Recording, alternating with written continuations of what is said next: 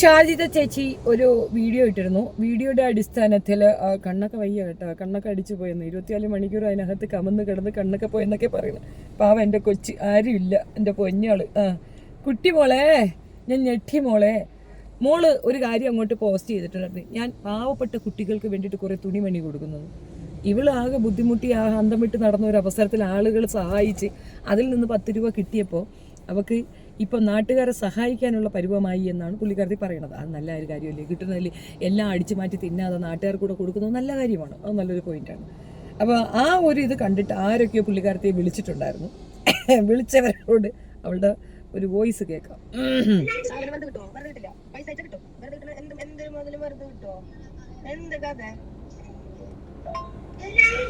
വെറുതെ കിട്ടുമോ? വെറുതെ കിട്ടില്ല.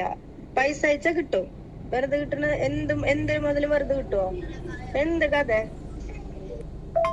പിന്നെ മറ്റു സാധനങ്ങൾ ഞാൻ ഇതില് നീ വീഡിയോ കണ്ടിട്ട് മനസ്സിലാവണില്ലേ നിനക്ക്? വീഡിയോയില് വച്ച മലയാളത്തിലല്ലേ പറയുന്നത്? അയച്ചു കഴിഞ്ഞായിന്ന്, ആ കുട്ടികൾക്ക് അയച്ചു കഴിഞ്ഞായി, പിന്നെ ഇല്ല ഫ്രീ ഇല്ല എന്ന് പറയുന്നുണ്ട്.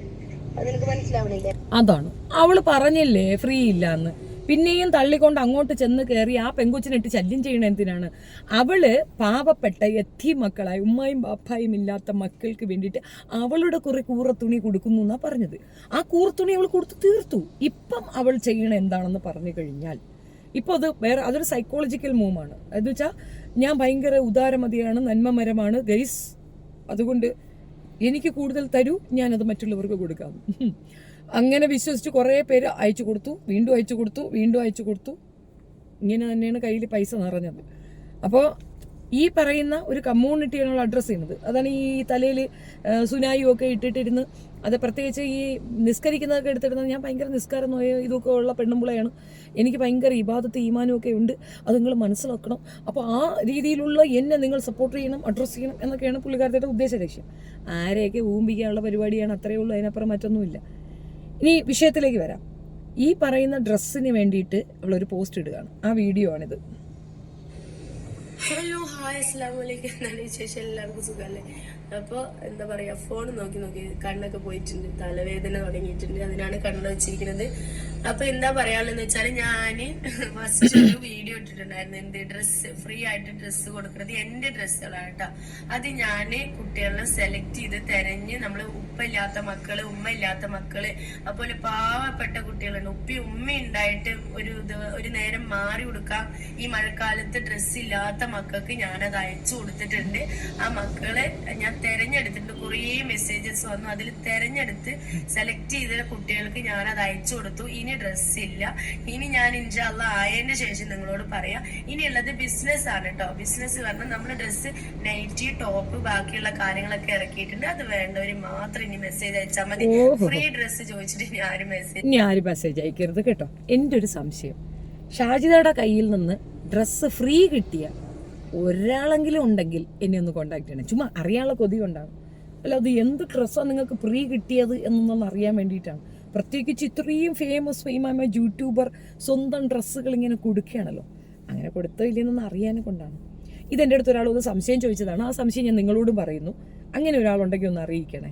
എടി ഗിമിക്കും കള്ളത്തരവും പറയാതെ എടി എന്ത് വാടി ബിസിനസ്, അത് നല്ലത് പരിപാടിയാണ്. തുണിയൊക്കെ കൊടുക്കുന്നത് നല്ലതാണ്. പക്ഷെ ഒരു കാര്യം പറയാം, ഈ രണ്ടാമത് പറഞ്ഞ ഈ വോയിസ് ഉണ്ടല്ലോ, ഈ ധാർഷ്ട്യം നീ ഒരു ബിസിനസ് ലോകത്ത് ചെയ്താൽ സക്സീഡ് ആവത്തില്ല എന്നുള്ള തെളിവാണ്. കേൾക്കണ്ടേ? സാധനം വെറുതെ കിട്ടുമോ? വെറുതെ കിട്ടില്ല. പൈസ അയച്ചാ കിട്ടും. വെറുതെ കിട്ടണ എന്തൊരു മുതലും വെറുതെ കിട്ടുമോ? എന്ത് കഥ?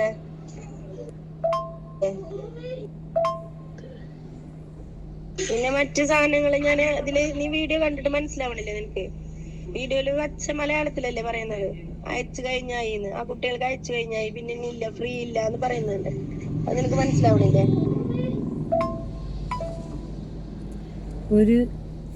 ഒരു ഹംബിൾനെസ് ഒക്കെ ഒരു ബിസിനസ്സിന് മെയിനായിട്ട് വേണ്ടതാണ്.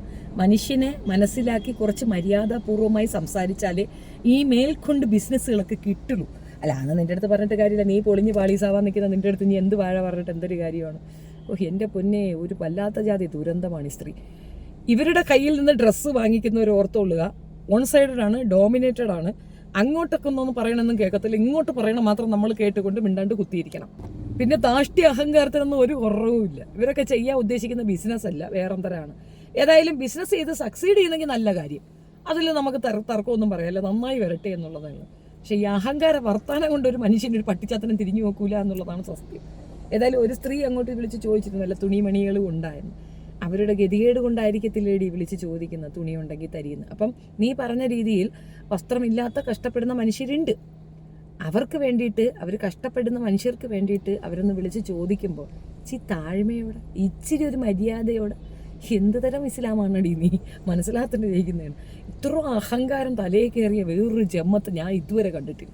ഈ ഒരെണ്ണമുണ്ട്, അഹങ്കാരവും വിടുവായത്തരം കൊണ്ട് ഇതുപോലെ കടന്ന് ഭ്രാന്ത് പിടിച്ച ഒരെണ്ണമുണ്ട്, ഏറ്റുമാനൂർ വെടിപ്പീസ്. നിങ്ങൾ രണ്ടും കൂടെ ഒന്നിച്ചാണെന്നാണ് അറിഞ്ഞത്. എന്തെങ്കിലും ചെയ്യും. ഏതായാലും ഇവളുടെ കയ്യിൽ നിന്ന് ആർക്കെങ്കിലും തുണി കിട്ടിയിട്ടുണ്ടെങ്കിൽ ആ ഇൻഫർമേഷൻ ഒന്ന് പാസ് ചെയ്യണേ.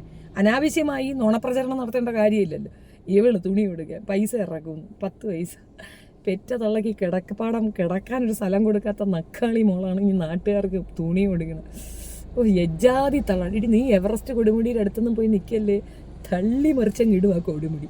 ഞങ്ങൾ അതുകൊണ്ട് ഇത്തിരി പേര് കേട്ട വരാം എന്ന് വെച്ചാൽ നല്ല വലിയ കൊടുമുടിയാണെന്നുള്ളത്. അത് നീ നശിപ്പിക്കരുത് കേട്ടോ, യജാതി. അല്ലടി, നമ്മളെ കൃഷ്ണേട്ടൻ്റെ മോള് വിളിച്ചപ്പോൾ നീ എന്ത് എടുക്കാതിരുന്നത്? കൃഷ്ണ, നിനക്ക് അവളെ അറിയില്ല?